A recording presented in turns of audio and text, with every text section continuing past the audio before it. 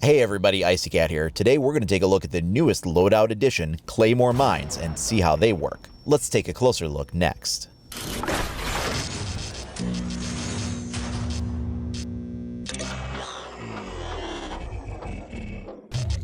So this is actually the second version of this video I did. The first one, when I uploaded it yesterday, had a glaring omission on it. As I was playing with some friends, people were dropping in and dropping out, and I didn't realize some of my clips were played with me playing solo. Unfortunately, this resulted in some erroneous test results when I would get downed. Sometimes it was an outright death. Because there's nobody on my team with me to revive me, it would automatically count as a death. It wasn't something that I was necessarily noticing though, because sometimes I was playing as Doc, and even though I was solo I could self-revive, it was only coming up when I was a character that wasn't. Because this did skew some of my test results, I had to take down the previous video and re-record those few clips that did kind of generate some bad results and get that back up to you. I needed to do that because I always want to present to you the most accurate information possible, and I just didn't realize it when I was putting the video together with all the other clips that did work. Starting with update 4.2, the newest addition to the game for the attacker's loadout is going to be the Claymore Mine.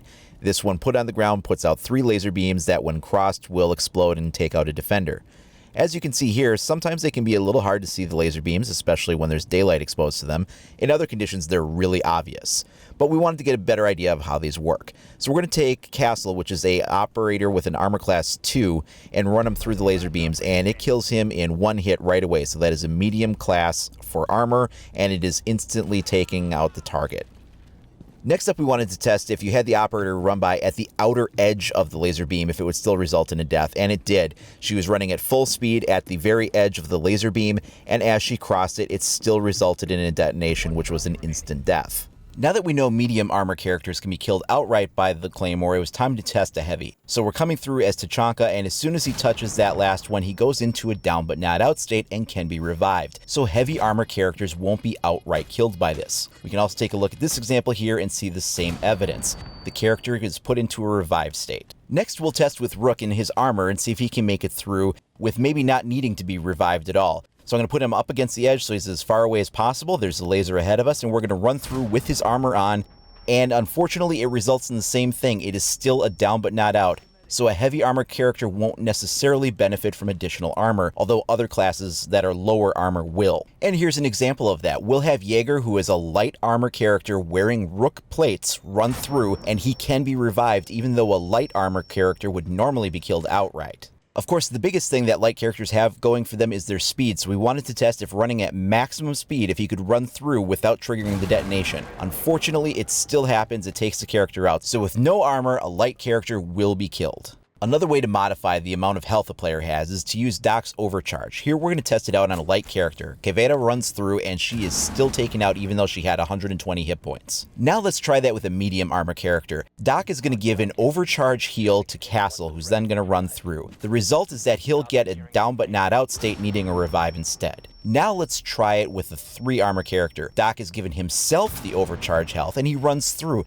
He's not put into a down but not out state. In fact, he has 14 health points remaining and didn't need to be picked up at all. So light armor characters are killed outright, mediums need to be revived, and heavies can survive using overcharge health. Now, it was interesting in that last clip, he was actually able to run through it without being put into a down but not out state, just having a significant health drain. So we figured what would happen if you combine Rook's armor with an overcharge? Would he have more than those 14 hit points remaining and have that ability to still run through it? So he runs through as expected, however his hit points are still only 14 hit points remaining. The addition of Rook's armor didn't spare him any additional health even though he was overcharged. One thing we noticed during testing is that there's a safe zone behind the mine. If you are directly behind the mine when it is placed, this is an area where, as an attacker, you can sit here and you will not take any damage even though it blows up right in front of you. It is a forward-facing kind of shape charge. It will not damage you if you are behind it.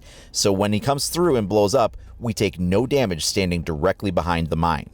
One really effective way to use the mine is to set it up as a trap device when you're doing a bomb diffuser, so that when they walk onto the diffuser, they may trigger the laser mine on the outer edge of it. In this example, we have Rook and Doc paired up. We're doing this with an overcharge and a Rook armor on the character. So he's going to come in, and in this case, he's going to be put into a down but not out state. He will not run through it like he was previously. Of course, claymores don't need to be placed on floors. They can go on any flat surface. So even something that's kind of a tabletop or a counter or something like that, you can put it on there, and then this actually puts the lasers at about waist height. We noticed that when you put the diffuser underneath that you actually make it so that until the laser trip mine is dealt with, you cannot diffuse. If you crouch and walk into it, you'll still blow up, so you have to go prone. However, when you're prone, you cannot engage the diffuser. You can't turn it off. The only thing you can do is crouch then, and you will set off the detonation. However, in this case, it just put me into a down but not out state, and I was able to revive. However, if you were able to shoot out the claymore, that won't be a problem. You can deal with it that way. Another thing we wanted to test was if you could hide the claymores a little bit better. The lasers are pretty obvious, but maybe if you stuck it a little bit more behind a wall, it might make it at least a little bit harder to see. And would the lasers still push through the hole in the wall as intended? So we decided to test this out, put it down, and it does work like you'd think it would. The lasers come through, and as long as they step into that area, you can get it. It's still pretty obvious when you see the lasers there, but it could be used creatively to set up some ambushes in ways that players might not expect. One really effective way is to use claymores on top of ladders. Now, if you set it too close to the ladder itself, you'll have a line of sight on it, and the defender can shoot it from below. So if you just back it off a few steps so that that angle can't be achieved, you can get the lasers going over the top of the ladder, and then as soon as they cross that, you'll still result in the detonation. Now, the only thing that defenders can really do in that case, since they can't get a line of sight on it to shoot it, is maybe toss up like an impact grenade or something like that. But otherwise, you kind of lock off the choke point. If they come up, it still results in the detonation. There's a few other spots in different maps where you can make good use of this. So now let's go ahead and take a look at this from the defender's perspective. As you can see, if you place the claymore too close to the top of the ladder, I can get a line of sight on it, and I could shoot that out. Now we're going to have the player move the claymore back a little bit further. When he does so, I no longer have a line of sight on that. I can't see it to shoot it anymore, and when I come up closer, I really can't tell that it's there. If I'm coming around this corner, I look up, I don't see any evidence of a claymore here. So I'm going to come up the ladder, and I'm going to stop right as I get up to the top because now I can see the laser. Now I've stopped just before my head hitboxes crossed the threshold for where it would detect it. If I pushed all the way over the top of that ladder, it would result in a detonation. And we're going to check that out here. So I'm going to back up just as if I was coming around this like I was really, going through the level. And coming up this corner fast, I can't see the claymore on top, I can't see the lasers. I'm going to come up the top, and as soon as I cross the threshold, I'm going to get that detonation. Then we wanted to test and see some other ways where you could maybe make traps with this. One common thing is that defenders will create these vaultable shields, and they'll hop over them and come after people. So we figured, well, if you took a mine and set it up on the other side in such a way that the lasers were completely blocked, maybe that would be a really effective way to trap some people. So we'll take this and set it down in front, making sure that all three lasers hit the front of the shield so that you can't see it on either side of the gap that's created between the doorway and the shield itself. We'll set it down, all three lasers will hit the front. I'll ask the defenders to then confirm that they can't see it from their side. They can't see the laser beams. Even coming up to the front and looking forward, he can't see down far enough to see the claymore there. To him, that claymore is effectively invisible, and he's going to hop over the edge. Now, something really interesting happens here. The shield is destroyed, and I confirmed with him the player took 0 damage. That player is still at 100 health, and we're not really sure what happened here. The theory that I have going is this. Before we took an example of what it looked like when the player was standing behind the claymore and they took no damage, I think hopping over it, the hitbox of the player intersects with it enough that it thinks that it might be kind of crossing into that safe zone. So if you create a situation where they step on it too close to the origination of the lasers, it may get confused and think the player is actually behind it, or at least partially behind it. In this example, we do something very similar. However, it works the way you'd think it would. The player landed on it and it detonated, and that was what we were thinking was going to happen the round before. Once again, we're noticing that there's just some inconsistencies here. And here we're going to test for a couple of different things. First of all, we wanted to make sure that it will show up as an electronic device on IQ's scanner. She does see it pinging on her scanner, so it does show up that way. That's confirmed. Then we set the Claymore Mine off to the side of the shield rather than in front of it, hoping that we would result in a more dependable detonation this time that would take the player out.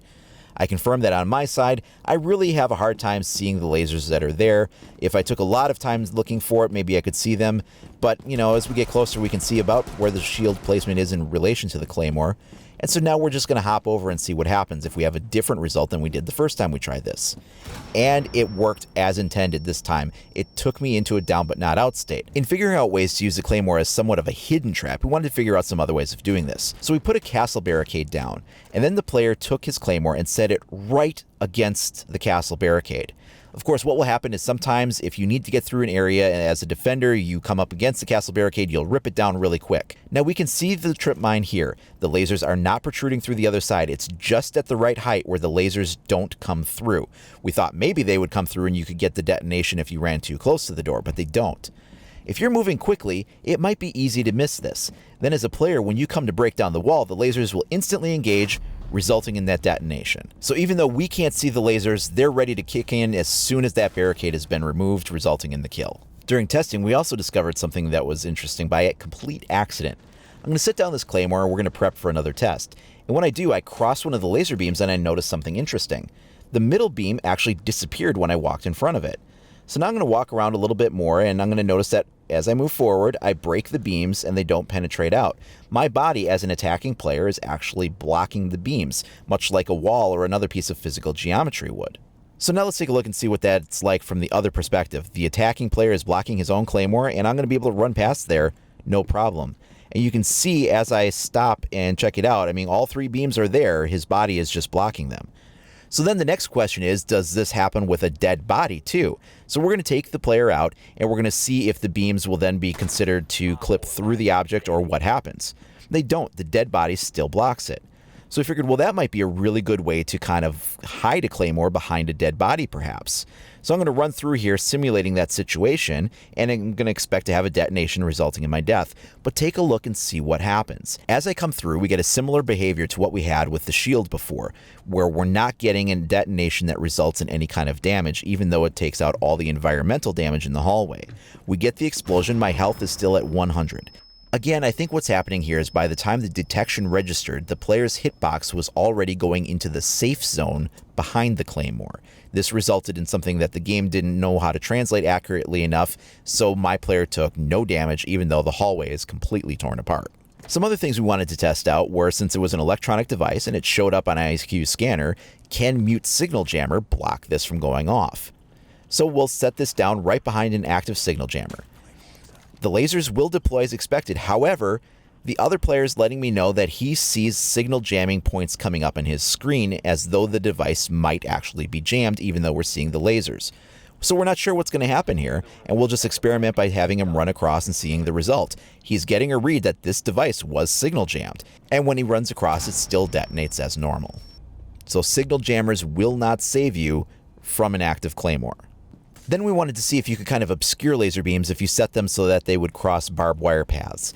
And they do to a certain extent. However, when you're moving through them, it doesn't make them like invisible or anything. It just might be one small layer of obscurement that you can add to the beams. Speaking of ways to take out a Claymore, we wanted to then see if a Thatcher EMP grenade would take one out. It does remove a cluster charge for fuse, but Claymores remain untouched. It doesn't take them out in any way. The device is still there.